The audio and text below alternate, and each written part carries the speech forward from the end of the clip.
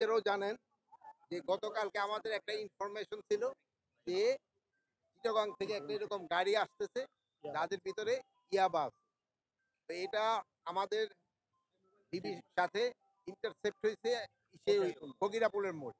বগিরাপুলের মোড় ইন্টারসেপ্ট হওয়ার পরে আমরা এখানে ধাওয়া করি প্রায় 500-600 গজ পর্যন্ত ধাওয়া করা হয়। ধাওয়া করার পরে একজনকে একজনে গুলি করতে করতে যাইতেছিল, কিন্তু আমরা 3 জন আসামিকে ধরে ফেলছি। গাড়িটাও আমরা উদ্ধার করতে পারছি এবং 9,000 ইয়োবা আমরা উদ্ধার করতে পেরেছি। এবং আমাদের যে 3 জন আমাদের আহত হয়েছে, আমাদের একজন এএসপি উনিও অল্প একটু আহত হয়েছিল, এই যে হাতে এই অপারেশনটা লিড করছে। প্লাস আমাদের আরো 2 জন, একজন এএসআই আর একজন কনস্টেবল। কনস্টেবল যে আহত হয়েছে তার পায়ের গুলি লাগছে, ওইটা গত রাত্রে ওইটা নিয়োগ রিমুভ করা হয়েছে। ওনারা আমরা এখন পুলিশ হসপিটাল নিয়ে দেবো, উনি সম্পূর্ণ আশঙ্কা মুক্ত। এবং আরেকজন এএসআই যে হয়েছে তারটা হয়েছে হলো অ্যাবডোমিনাল এখানে, বাট এটা আল্লাহর রহমত, যেটা অর্গানিক কোনো ইসে লাগে নাই। এই জন্য হয়তো ওনারা হয়তো 24 কি 48 ঘন্টা পরে অপারেশন করে এটা বের করে দিলে আমরা ওনারও পুলিশ হতেন। ওনারা সবাই খুব ভালো অবস্থায় আছে আল্লাহ দিলে, কারো কোনো রকমের। আর বাকি আসামি যে আছে এগুলির আমরা ধরার চেষ্টা করছি। এরা এরা এই হসপিটালে যে 2 জন আছে সবাই আশঙ্কা মুক্ত।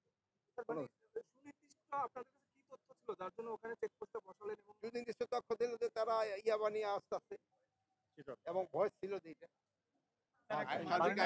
পরিস্থিতি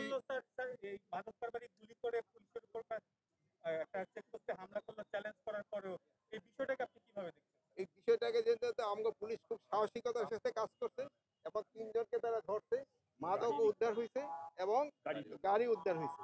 এবং যে পুলিশ যে সাহসিকতার কাছে কাজ করছে, দেখেন নিজেদের তারা জীবন বাজি রেখা মাদককে নিয়ন্ত্রণ করার তারা চেষ্টা করছে।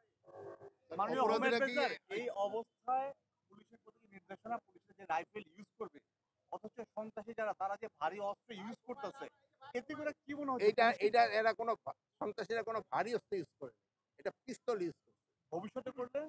ভবিষ্যতে করলে সেই সময় আমরা আবার ভবিষ্যতের উপরে ভবিষ্যৎ করবো। আপনার যে ছেলে আসবো সেই সময় দেখবেন অন্যরকম। আগে কি আপনি ড্রোন দেখছেন? না না, মাননীয় উপদেষ্টা মহোদয়, আমাদের প্রশ্নটা হলো যে পুলিশের যে জীবনের ঝুঁকি নিয়ে কাজ করছে আপনার বক্তব্য অনুযায়ী, এবং আমরাও তাই দেখলাম, কিন্তু এই যে তাদের জীবন রক্ষা নিয়ে তারা হালকা অস্ত্র নিয়ে যে কাজ করছে। না না, হালকা অস্ত্র নিয়ে না, এই পরিমাণ প্রয়োজন অস্ত্র দরকার ওই পরিমাণ প্রয়োজন নিয়ে কাজ করছে। অপরাধীকে অনেক বেশি সুযোগ দিচ্ছে, কারা অপরাধীরা কি অনেক বেশি সুযোগ দিচ্ছে? অপরাধীরা খুব একটা বেশি সুযোগ নিতে পারতেছেন না, এই জন্য যে দেখেন 4 জনের ভিতরে 3 জনে কিন্তু আমরা আইনের আওতায় নিয়ে আসছি।